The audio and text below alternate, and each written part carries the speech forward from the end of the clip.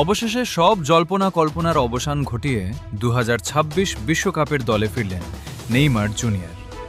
সব অপেক্ষার অবসান অবশেষে ঘোষিত হল 2026 বিশ্বকাপের জন্য ব্রাজিলের 26 সদস্যের চূড়ান্ত স্কোয়াড। আর ফুটবল প্রেমীদের জন্য সবচেয়ে বড় খবর, চোট আর ফিটনেস নিয়ে সব শঙ্কা উড়িয়ে দিয়ে দলে ফিরেছেন নেইমার জুনিয়র।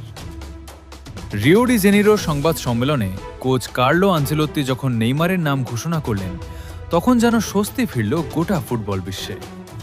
দীর্ঘ 3 বছর পর আবারও হলুদ জার্সি গায়ে মাঠ মাতাতে দেখা যাবে নেইমারকে। ইনজুরি কাটিয়ে নিজের শৈশবের ক্লাব সান্তোসে ফিরেই নিজের সামর্থ্যের প্রমাণ দিয়েছেন 34 বছর বয়সী এই মহাতারকা। আগামী 13 জুন মরক্কোর বিপক্ষে ম্যাচ দিয়ে হেক্সা জয়ের মিশন শুরু করবে ব্রাজিল। নেইমারের এটাই হয়তো শেষ বিশ্বকাপ, আর সেই মিশন কি পূর্ণতা পাবে ষষ্ঠ শিরোপায়? আপনার কি মনে হয় কমেন্টে জানান। আর ভিডিওটি ভালো যদি লেগে থাকে তাহলে আমাদের চ্যানেলটা সাবস্ক্রাইব করে আমাদের সাথে থাকুন। ধন্যবাদ।